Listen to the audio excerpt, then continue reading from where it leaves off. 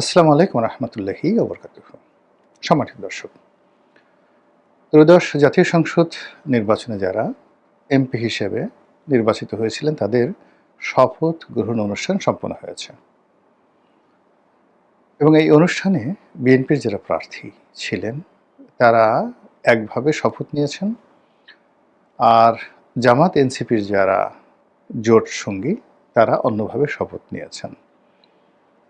এটি নিয়ে রাজনৈতিক বিতণ্ডা হবে আগামীতে, এতে কোনো সন্দেহ নেই। কিন্তু এই মুহূর্তে দেশে বিরাট একটা স্বস্তি বিরাজ করছে। কারণ হলো গত ১৭টি মাস ধরে ডক্টর মোহাম্মদ ইউনূসের সরকারে যা কিছু চলছিল সেখানে রাজনীতি ছিল না। স্থানীয় সরকারগুলো একেবারে কার্যত বন্ধ ছিল এবং সারা বাংলাদেশে মানুষের সঙ্গে রাজনীতিবিদদের সম্পর্ক, মানুষের সঙ্গে প্রশাসনের সম্পর্ক এবং এই সংক্রান্ত যে পাবলিক ওয়ার্কস রয়েছে, সরকারের যে উন্নয়নমূলক কর্মকাণ্ড রয়েছে, এগুলো সব মুখ থুবড়ে পড়েছিল। এর ফলে কী হলো যে এই যে জাতীয় বাজেটের ধরুন প্রায় ৪ লক্ষ কোটি টাকা, ৪ লক্ষ কোটি টাকা যেগুলো পাবলিক ওয়ার্কস হিসেবে ব্যবহৃত হয়, টিআর, কাবিখা, ভিজিপি, ভিজিডি, কাবিটা, এরপর ধরুন এলজিডির আন্ডারে যে সকল রাস্তার কাজ রয়েছে, ব্রিজের কাজ রয়েছে, সড়ক পরিবহন থেকে শুরু করে অন্য বিভিন্ন বিভাগ অনুবিভাগের যে সকল পূর্ত কর্ম রয়েছে, কনস্ট্রাকশন ওয়ার্কস রয়েছে, প্রায় সব কিছুই মুখ থুবড়ে পড়েছিল।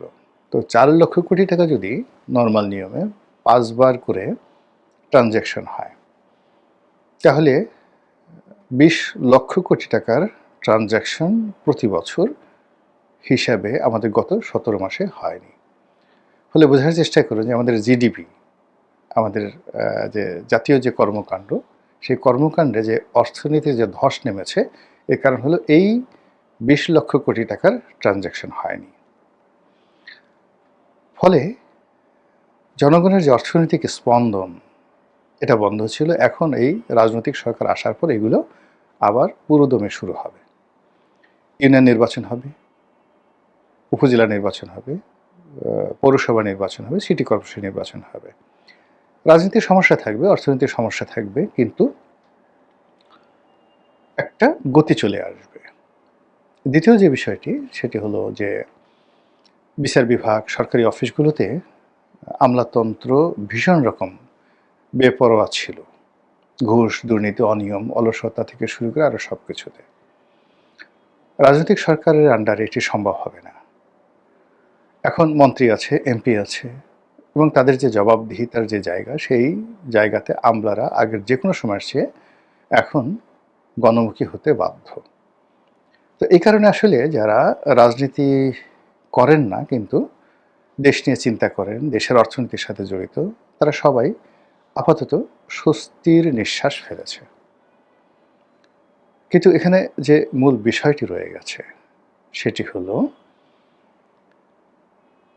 শুধুমাত্র যে সাধারণ জনগণ এখানে স্বস্তির নিঃশ্বাস ফেলছে তা নয়।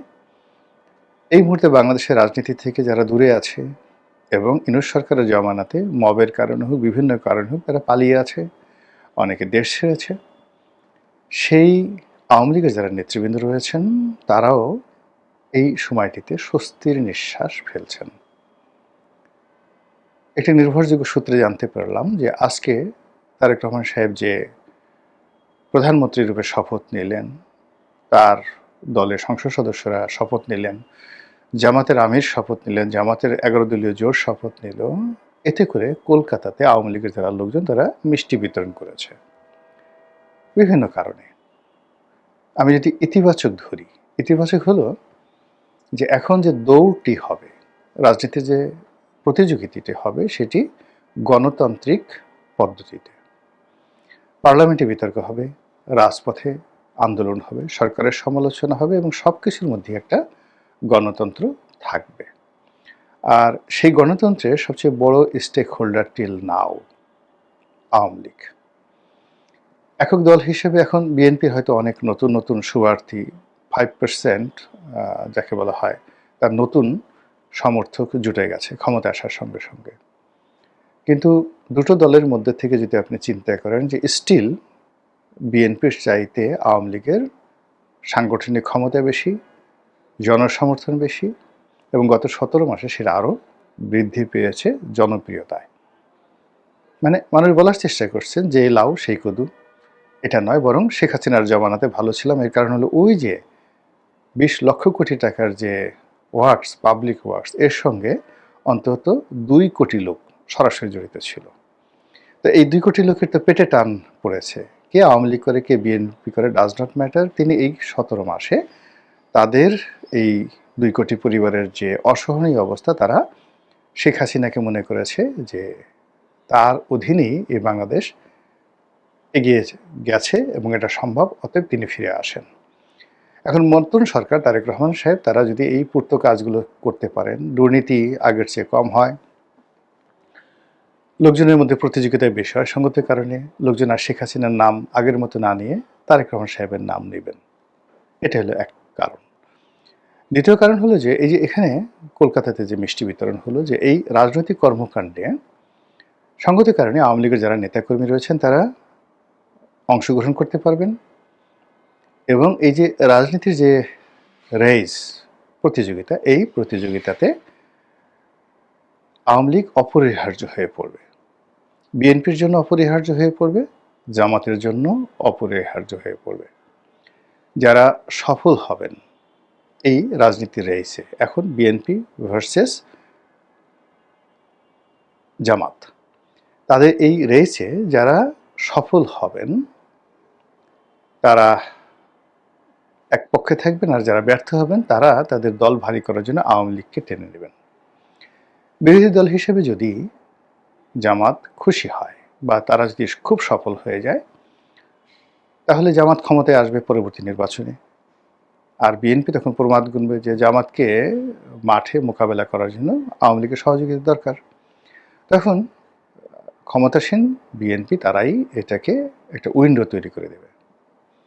আবার অন্যদিকে জামাত যদি দেখে যে সরকারের জনপ্রিয়তা তুঙ্গে, তারেক রহমান সাহেব খুব ভালো করছেন, তারা কোনো অবস্থাতেই পেরে উঠছেন না, তো মাঠের রাজনীতি করার জন্য, সংখ্যাধিক্য বাড়ানোর জন্য তারা এখানে আওয়ামী লীগকে একটা উইন্ডো করে দেবে। এই গেল একেবারে দেশের অভ্যন্তরে। অন্যদিকে আপনি যদি ইন্টারন্যাশনালি এটা দেখেন, স্পষ্ট আপনি বুঝতে পারবেন যে এই ইউনূস সরকারের পতন, অতি দ্রুত নির্বাচন, তারেক রহমান সরকারের যে অভিযাত্রা, এটার সঙ্গে মার্কিন যুক্তরাষ্ট্রের একটা সমর্থন আছে, আর নিয়ন্ত্রণটা টিল নাও বলা হচ্ছে ভারতের বেশি। সেটা বলেন, নরেন্দ্র মোদী বলেন, বা অন্য যে কোনো জিনিস বলেন, এটা অনেক অনেক বেশি। তো সেক্ষেত্রে সামনে যাই আসতেছে পরিবেশ পরিস্থিতি, তো সেক্ষেত্রে যাই পরিবেশ পরিস্থিতি আসছে, সেই পরিবেশ পরিস্থিতি আওয়ামী লীগের জন্য একটা ইতিবাচক ধারা তৈরি করবে। সেই ইতিবাচক ধারা আনন্দে শেখ হাসিনা নিঃসন্দেহে স্বস্তি নিঃশ্বাস ফেলছেন বাংলাদেশের মানুষের মতো। আবার অন্যদিকে আওয়ামী লীগের যারা নেতাকর্মী, তারা এই গত 17 মাসে যে অস্থিরতার মধ্যে ছিলেন, এই গণতান্ত্রিক পরিবেশে তারা যদি মিষ্টি বিতরণ করে থাকেন, এর মধ্যে আমি মন্দ কিছু দেখছি না, বরং এটা আমি মনে করি নতুন সরকারের জন্য একটি শুভ লগ্ন এবং শুভ সূচনা। সবাই ভালো থাকুন, দেশের বিজয় হোক, গণতন্ত্রের বিজয় হোক, যারা অপরাধী তাদের শাস্তি হোক। আসসালামু আলাইকুম রহমতুল্লাহি ওয়া বারাকাতুহু।